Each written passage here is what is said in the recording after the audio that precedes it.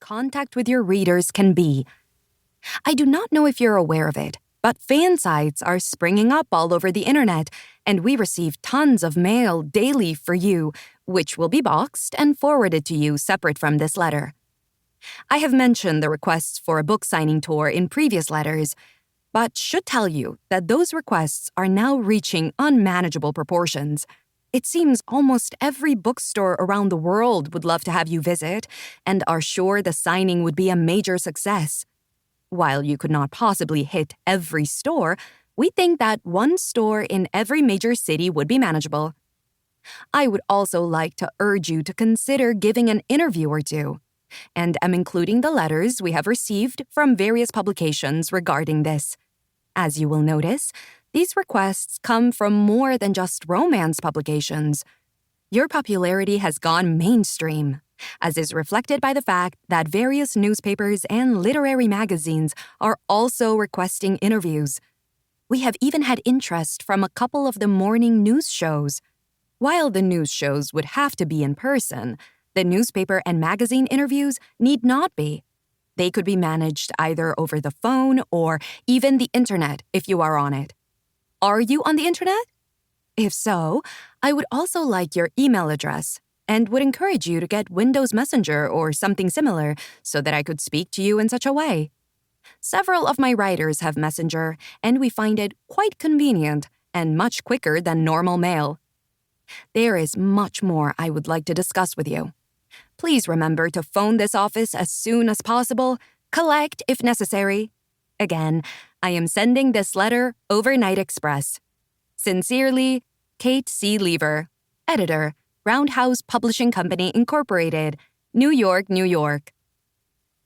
August 1st. Dear Ms. Leever, no. Sincerely, Lucern Argeneau, Toronto, Ontario. Chapter 1.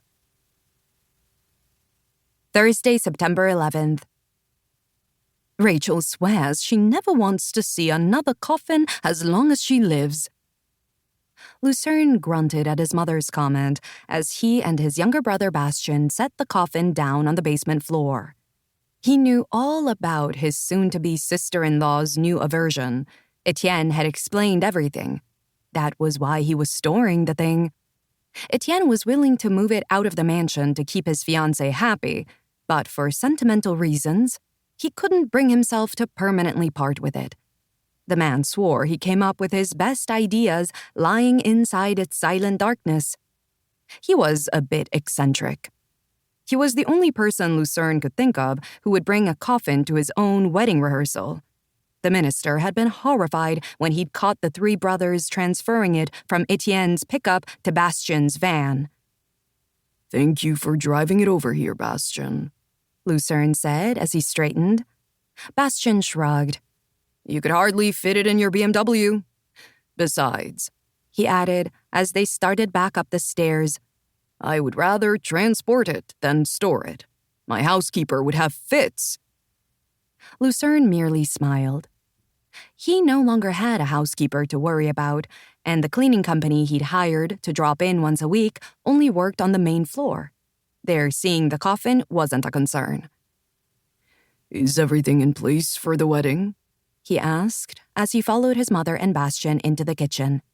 He turned out the basement lights and closed the door behind him, but didn't bother turning any other lights on.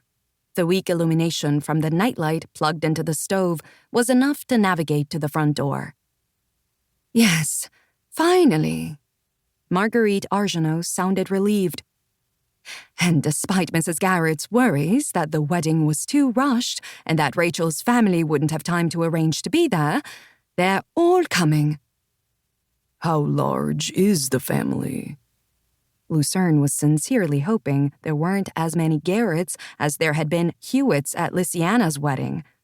The wedding of his sister to Gregory Hewitt had been a nightmare.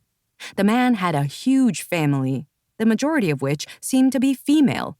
Single females who eyed Lucern, Etienne, and Bastien as if they were the main course of a one-course meal. Lucern disliked aggressive women. He'd been born and raised in a time when men were the aggressors and women